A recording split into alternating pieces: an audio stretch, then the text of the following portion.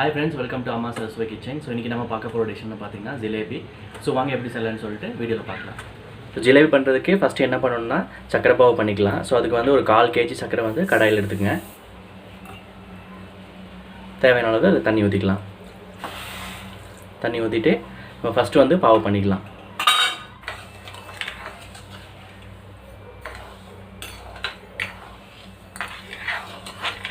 பாவு வந்து பார்த்தீங்கன்னா ஒரு கம்பி வர மாதிரி வந்து நீங்கள் பண்ணிக்கோங்க. ஸோ அந்த ஒரு கம்பி பதத்துக்கு வந்து பண்ணி எடுத்துக்கலாம். இப்போ வந்து பார்த்தீங்கன்னா அந்த சக்கரை பாவு ஓரளவுக்கு நல்லா கொதிச்சிருச்சு. ஸோ அந்த கொதிக்கும் போது என்ன பண்ணலாம்னா அந்த கேசரி பவுடர் வந்து நீங்கள் போட்டுக்கலாம். அதை வந்து கொஞ்சம் தேவையான நீங்கள் போட்டுக்கங்க அந்த கலர் வரதுக்காக. ரொம்ப ஜாஸ்தியாலாம் எதுவும் போட்டுறாதீங்க. அடுத்து வந்து அந்த கேசரி பவுடர் போட்டதுக்கப்புறமா அந்த எலுமிச்சம்பழம் சாறு வந்து போட்டுக்கலாம். இது ஒரு அரை எலுமிச்சம்பழம் வந்து புளிஞ்சு வச்சுக்குது. ஸோ அதை வந்து போட்டுக்கலாம். ஸோ ரெண்டு சேர்த்துட்டு நல்லா வந்து மிக்ஸ் பண்ணி விட்டுடலாம். அதில் இப்போ வந்து பார்த்திங்கன்னா உங்களுக்கு அந்த சக்கரை பாவு வந்து ரெடி ஆகிடுச்சு. தனியாக நம்ம எடுத்து வச்சுக்கலாம்.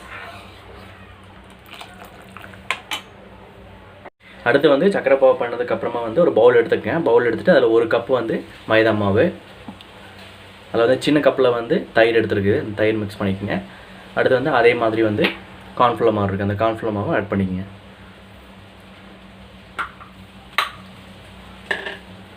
இதில் வந்து ஒரு 1/2 டீஸ்பூன் சோடா மாவு போட்டுக்குங்க.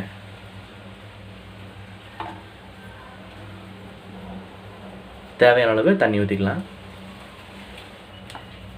இந்த மாதிரி உங்கள்கிட்ட எக் பீட்டர் இருந்துச்சுன்னா அந்த எக் பீட்டர் கூட பண்ணிக்கலாம். இல்லைனா இந்த மாதிரி பொருள் வச்சு நீங்கள் நல்லா பீட் பண்ணி விட்ருங்க. அதை இப்போ வந்து பார்த்திங்கன்னா இந்த அளவுக்கு நல்லா பீட் பண்ணியாச்சு. ஸோ இந்த பதம் வர வரைக்கும் நல்லா பீட் பண்ணிக்கங்க. ஸோ பீட் பண்ணி தனியாக எடுத்துக்கலாம். நம்ம வந்து பார்த்திங்கன்னா அந்த மாவு வந்து நல்லா பீட் பண்ணியாச்சு. ஸோ பீட் பண்ணிவிட்டு ஸோ இந்த மாதிரி இப்போ ஒரு பிளாஸ்டிக் பாட்டில் வந்து அந்த மேலே வந்து ஹோல் இருக்கிற மாதிரி சின்னதாக இருந்துச்சுன்னா நீங்கள் எடுத்துக்கங்க. இல்லைனா வந்து இந்த எண்ணெய் கவரு இல்லைனா வந்து அந்த பால் பாக்கெட் இருக்குல்லையா அதை எடுத்துகிட்டு அதில் வந்து மாவு ஃபில் பண்ணிவிட்டு அதில் ஓட்டை போட்டு நம்ம அந்த ஜிலேபி போடுறது தகுந்த மாதிரி நம்ம எடுத்துக்கலாம்.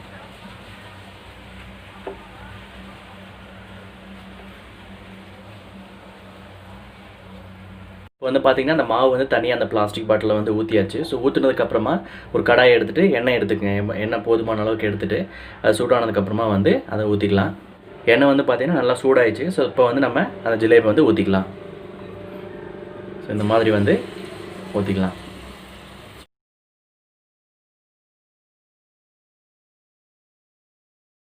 இப்போ வந்து பார்த்திங்கன்னா அந்த ஜிலேபி வந்து நல்லா பொரிஞ்சிருச்சு. ஸோ பொரிஞ்சதுக்கப்புறமா வந்து தனியாக எடுத்துக்கலாம். எடுத்துகிட்டு உடனே வந்து அந்த சக்கரை பால் வந்து போட்டு எடுக்கணும்.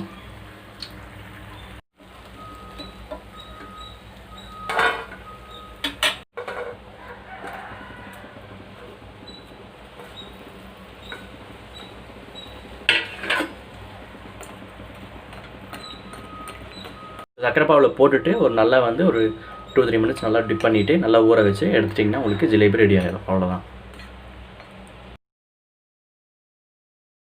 கண்டிப்பாக நீங்களும் செஞ்சு பாருங்கள். செஞ்சு பார்த்துட்டு எப்படின்னு காமெண்ட்டில் போடுங்க. எல்லாத்துக்கும் ஷேர் பண்ணுங்கள். சேனலுக்கு சப்ஸ்கிரைப் பண்ணிடுங்க. அப்படியே பெல் பட்டனை வந்து கிளிக் பண்ணிடுங்க. அப்போ தான் நாங்கள் போடுற வீடியோ வந்து உடனே வரும்.